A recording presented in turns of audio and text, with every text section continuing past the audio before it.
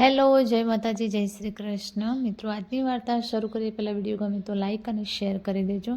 Channel ઉપર જો તમે નવા હોય તો ચેનલને સબસ્ક્રાઈબ જરૂરથી કરજો. તો ચાલો શરૂ કરીએ વાર્તા સોનાના કડલા.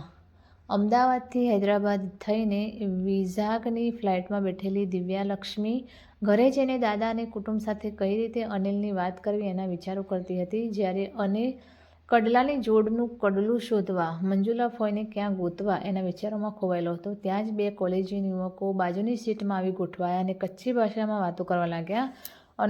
અનિલનું ધ્યાન એમની ભાષા સાંભળી એમના તરફ ગયું. મારે તમારા કોઈ વડીલને મળવું છે, થોડી માહિતી જોઈએ છે. એડ્રેસ આપો તો સાંજે કે રાતે મળવા આવી શકું. અનિલ યુવાનોના બાપ દાદાનું ગામ જખો જાણી મંજુલા ફોઈ અને પરિવાર વિશે જાણવા અધીરો થયો. યુવાન કિરણે પોતાના નામ સાથે ફેમિલી ટ્રસ્ટનું કાર્ડ આપ્યું. રુદ્રા, રાજુ, લક્ષ્મણ, દિવ્યલક્ષ્મીના દાદા એકે વખતના રાજઘરાના રાજા સાહેબને પૌત્રી દિવ્યા સૌથી વહાલી એનું પોસ્ટિંગ ગુજરાતમાં થયું. પછી 6 મહિના વીત્યા ત્યારે રજામાં બોલાવી હતી. દિવ્યા એમ હતું કે દાદાને એના માટે કોઈ યુવાન ધ્યાનમાં આવ્યો હશે, માટે બોલાવે છે. દિવ્યા અને અની ઘરે પહોંચ્યા ત્યારે અનીને મળીને સૌ ખુશ થયા, પણ દાદાને સૌથી વધુ એટલી ખુશી થઈ કે દિવ્યા સાથે કામ કરતો ઉચ્ચ કક્ષાનો ઓફિસર દેખાવડો આત્મવિશ્વાસથી ભરપૂર વ્યક્તિ વળી કચ્છના જાગીરદારાનું ફરજંદ કદાચ મારા કામ માટે સુયોગ્ય વ્યક્તિ છે એવું વિચારી સાંજે બંનેને બોલાવ્યા. ઔપચારિક વાતચીત પછી બોલ્યા, દિવ્યા, તારા લગ્નમાં તને ભેટ આપવા મેં એક વસ્તુ લઈ રાખી છે. આવતીકાલે હું બેંકના લોકરમાંથી એ મંગાવીશ, પછી એના વિશે વાત કરીશ. અત્યારે તું અને યુવરાજ અનિરુદ્ધ વિઝાગ શહેર ફરીને જોઈ આવો. અની તો ફેમિલી સ્ટોરમાં જવા થનગની રહી હતી. બંને સીધા જ ત્યાં પહોંચ્યા અને કિરણનું કાર્ડ બતાવ્યું ત્યારે કિરણના કોઈ ઉંમરલાયક વડીલને મળવું છે, અંગત કામ છે. એક કર્મચારી કાચની કેબિનમાં બેસી સીસીટીવી દ્વારા વોચ રાખી રહેલા માથે સફેદ ટોપી અને સાદા જબ્બો લેગો પહેરેલા વૃદ્ધ માલિક પાસે લઈ જઈને વાત કરી. આ સાહેબ મને મેડમ આપને અંગત કામે મળવા આવ્યા છે. અની અને દિવ્યાએ હાથ જોડી નમસ્કાર કર્યા. બોલો સાહેબ, આપને શું સેવા કરી શકું? વડીલ, હું કચ્છનો વતની છું. કિરણે મને કહ્યું કે આપનું વતન જખો છે. મારે લાલજી સુંદરજીની પેઢીના સભ્યો વિશે એ લોકો ક્યાં છે, ક્યાં મળી શકે એ જાણવું છે. જખોના લાલજી સુંદરજીની પેઢીના સભ્યો? વડીલ આશ્ચર્યના ભાવ સાથે બોલ્યા. પછી પૂછ્યું, કોના વિશે જાણવું છે? સાહેબગઢ ગામના દીકરી મારા મંજુલા ફોઈ વિશે. તમે આપ કોના દીકરા? શું નામ આપનું? જીજામાં આપના શું થાય? સાહેબ, મારા દાદીમાં હું પરાક્રમસિંહનો દીકરો અને અનુરુદ્ધસિંહ પણ આપ. હું તમારા ગામનો જમાઈ, મંજુલાનો ઘરવાળો. વિઠ્ઠલદાસ. ઓહ, વિઠ્ઠલદાસ ફુવા, બોલીને અની ઊભો થઈ પગમાં પડવા જતો હતો, પણ વિઠ્ઠલદાસે એના હાથ પકડી લીધા. પછી એમના પત્નીને ફોન લગાવ્યો. મંજુલા, તારા પ્રિયના મહેમાન આવ્યા છે, ઘરે લઈને આવું છું. અત્યાર સુધી જ વિઠ્ઠલદાસે દિવ્યા તરફ વાતોમાં ખાસ ધ્યાન નહોતું આપ્યું. હવે ધ્યાન જતાં પૂછ્યું, આ મેડમ મારી સાથે ગાંધીનગરમાં છે. આ દિવ્યલક્ષ્મી, એમના ઘરે જ હું આવ્યો છું. અનીએ એટલું જ કહ્યું. વિઝાગની પ્રખ્યાત ચોપાટી પર ભવ્ય બંગલાઓની હારમાળા હતી. એવામાં એક મોટા વિલા પાસે ગાડી ઊભી રહી. દિવ્યાએ જોયું કે થોડે દૂર એના દાદાનો મહેલ જેવો ભવ્ય આવાસ નજરે પડતો. ગાડી ઊભી રહેતા જ એક જાજરમાન સ્થૂળ કાય વૃદ્ધા મંજુલા ફોઈ બહાર આવ્યા. અની નીચે નમી પગે લાગી. દિવ્યા પણ અનિલનું અનુકરણ કર્યું. ફૂઈ, હું અનિરુદ્ધ જીજામાનો પૌત્રો, પાક્કુ બાપાનો દીકરો. સાંભળતા જ મંજુબાઈએ 32 કોઠે દીવા થયા હોય એટલો આનંદ એમના મોં પર છવાઈ ગયો. અરે, આ તો મારો ભત્રીજો. તું અહીં ક્યાંથી? કહીને અનીને ભેટી પડ્યા. ક્યારે આવ્યો? હું અહીં છું એ કેમ ખબર પડી? આ કોણ છે? અહીં જ ઊભા રાખી બધું પૂછી કે ઘરમાં પણ લઈ જઈશ? વિઠ્ઠલદાસે કહ્યું. એટલે આવો આવો, અંદર આવો. અનીએ કિરણ દ્વારા ઓળખાણની વાત કરી. ત્યાં જ કિરણ અંદરથી આવ્યો. તને ખબર છે આ કોણ છે? કિરણ મારો ભત્રીજો છે. આ કિરણ મારા મોટા દીકરાનો 3જા નંબરનો દીકરો, મારો પૌત્રો છે. કિરણ, તને ક્યાંથી ખબર હોય? પણ આપણે આજે જે કાંઈ છીએ તે આ અનીના વડીલોના પ્રતાપે છીએ. મારા વડીલોના પ્રતાપે? ફૂઈ, કઈ રીતે? તમે ક્યાંથી ખબર હોય ભાઈ? લાંબી વાત છે, તારા ફુવા જ પૂરો ઇતિહાસ કહે છે. હા તો ફુવા, તમે મને ઇતિહાસ કહી સંભળાવો. મારે જાણવું છે જે હું નથી જાણતો, બોલીને અની ફુવા સામે જોઈને બોલ્યો. વાત એમ છે કે કચ્છમાં દુકાળ હતો. અમારી જખોની લાલજી સુંદરજીની પેઢીનો બધો વેપાર કરાચી સાથે અને મોટાભાગની મુસ્લિમ વસ્તી સાથે ભાગલા થયા. એટલે મુસ્લિમો પાકિસ્તાન જતા રહ્યા અને કરાચી સાથેનો વેપાર બંધ થઈ ગયો. અમારી બધી ઉઘરાણી ફસાઈ ગઈ.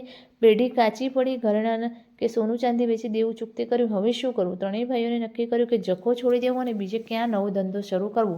પણ મૂડી તો હતી નહીં. હવે તમારી ફોઈ મંજુલાને યાદ આવ્યું કે થોડા વર્ષ પહેલાં જીજામાએ એક સોનાનું વજનદાર કડલું અમારે ત્યાં ગીરવી મૂકેલું, પણ કોઈ કારણસર પાછું લઈ ગયા. એ અમારી પાસે છે. મેં ભગવાનનું નામ લઈ મુંબઈમાં કચ્છના શરાફ પાસે શરત કરીને ગીરવી મૂક્યું કે હું વ્યાજ ભરતું રહીશ ને સગવડ થઈ આ કડલું છોડાવી જઈશ. તમારે મને જેમ છે એમ પાછું આપવું. ને મેં 2 લાખ રૂપિયા લીધા અને મુંબઈમાં અનાજ કરિયાણાનો ધંધો શરૂ કર્યો. પછી તો અમારો દસકો શરૂ થયો કે કડલાના પ્રતાપે 2 જ વર્ષમાં અમે કડલું છોડાવી લીધું ને નાના ભાઈને મુંબઈનો ધંધો સોંપી. હવે વચેટભાઈને મારે નવો ધંધો બીજે ક્યાંક ચાલુ કરાવવાનો હતો. ત્યાંથી અમે પુણે ગયા અને એ શરાબ પાસેથી ફરી કડલાને ગીરવે મૂકી 4 લાખ લીધા અને વચેટભાઈને 2 વર્ષમાં પુણેમાં ધંધો જમાવી દીધો. એમ તમારા કડલા થકી 2 ભાઈ ધંધાવાળા થયા. પછી તમે અહીં કેમ અને કેવી રીતે આવ્યા? ફુવા, નાના બંને ભાઈ નજીક નજીક હતા. મેં તમારી ફોઈને અહીં વિઝાગ આવવાનું નક્કી કર્યું, પણ મુંબઈનો શરાબ આટલે દૂર પૈસા ધીરવા રાજી નહોતો. હવે અહીં કોઈ કચ્છના માણસો નહોતા, એટલે વિચારીને કોઈ રાજઘરાના સભ્ય પાસે આ કડલું ગીરવે મૂકવાનું નક્કી કરી તપાસ કરી બોલીને વિઠ્ઠલદાસ પાણી પીવા અટક્યા. અની અને દિવ્યા એકબીજા સામે કોણ હશે એ રાજઘરાના સભ્યો એવું વિચારતા જોઈ રહ્યા. એ રાજા સાહેબ તો તરત જ કડલું જોઈને એટલી રકમ આપવા રાજી થઈ ગયા. અમે 10 લાખ લીધા અને એ રાજા સાહેબના સહકારથી આ જગ્યા લઈ આ ફેમિલી ટ્રસ્ટ શરૂ કર્યું. 5 વર્ષમાં તો અમે વિઝાગના નંબર 1 વેપારી બની ગયા. હવે અમે રાજા સાહેબને રકમ પાછી આપવા માંગીએ છીએ, પણ રાજા સાહેબ લેવા તૈયાર નથી. એ કહે છે કે મારે રકમ પણ પાછી નથી જોઈતી. વિઠ્ઠલદાસ, તમે ગમે તે રીતે તમે માગો એ કિંમત મને આપી જોડનું બીજું કડલું લાવી આપો. હું ને મંજુલા 2 વર્ષથી મૂંઝવણમાં છીએ કે જીજામાને કયા મોઢે મળવા જઈએ ને કેવી રીતે વાત કરીએ. અમે તો ભાઈ રાજા સાહેબને સમજાવીને થાક્યા કે આ તો અમારી પાસે અમાનત રૂપે આવેલું કડલું છે જે અમારે પાછું આપવાનું છે. બરકત એ જાહો જલાલી આ કડલાને આભારી છે. અમારે તો જેણે અમારી પાસે મૂક્યું છે એમની પાસેથી મૂળ રકમ કે વ્યાજ પણ લેવું નથી.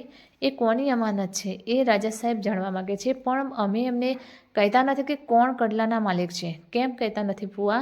કારણ કે જીજામાને એમ થાય કે મારા ભાઈની દીકરી મંજુલાની દાનત બગડી છે અને મારી પાસેથી કડલું લઈને આ રાજા સાહેબ મારફત કડલાની જોડ મંજુલા અને વિઠ્ઠલદાસને પચાવી તો નહીં પડાવી હોય એવો વહેમ કે શંકા થાય કે નહીં? ભાઈ સાચું કહેજો. એ રાજા સાહેબ કોણ છે ફુવા? શું એમનું નામ રુદ્રરાજુ લક્ષ્મણ હે? દિવ્યા અને અની બંને એક સાથે બોલ્યા. એટલે એ કડલું રાજા સાહેબ પાસે છે એમને? હા. હવે એ કડલું રાજા સાહેબ તમારા બદલે જીજામાને આપી દે તો તમારી ચિંતા દૂર થઈ જાય, ખરું ને ફુવા? એવું થાય તો અમારો બધો ભાર ઉતરી જાય. પણ એવું થોડું બને મેડમ? બને કેમ ના બને? પણ કઈ રીતે બને મેડમ? ફોય અને ફુવા એકબીજા સામે અચરજથી જોઈ રહ્યા. એમને કાંઈ સમજાતું નહોતું. હું રાજા સાહેબ રુદ્રરાજુ લક્ષ્મણની જ પૌત્રી છું. એમને એ કડલાની જોડ મારા માટે મને લગ્નમાં ભેટ આપવા જોઈએ છે. હું અને આ તમારો ભત્રીજો અની લગ્ન કરવાના છીએ. ત્યારબાદ અનીના બા મને જ એ કડલાની જોડી ભેટમાં આપવાના છે. મારા દાદા આપે કે સાસુમાં આપે, કડલા મને જ મળવાના છે. પૂછો આ તમારા ભત્રીજા અનિરુદ્રને. દિવ્યાની વાત સાંભળી રહેલા મંજુલા ફોઈ ઊભા થયા અને દિવ્યાને ભેટી પડ્યા.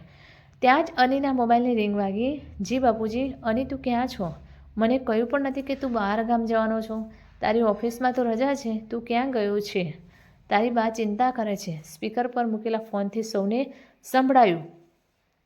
બાપુજી, હું જખોવાડા મંજુલા ફોઈના ઘરે વિશાખાપટ્ટનમ વિઝાગમાં છું. હવે સાંભળો, હું તમારી મારા બાની અને જીજામાની ત્રણેયની 2 દિવસ પછીની એર ટિકિટ બુક કરી મોબાઈલમાં મોકલું છું. તમે સૌ અહીં આવી જાઓ, પણ બાના લોકરમાંથી કડલું લાવવાનું ભૂલતા નહીં.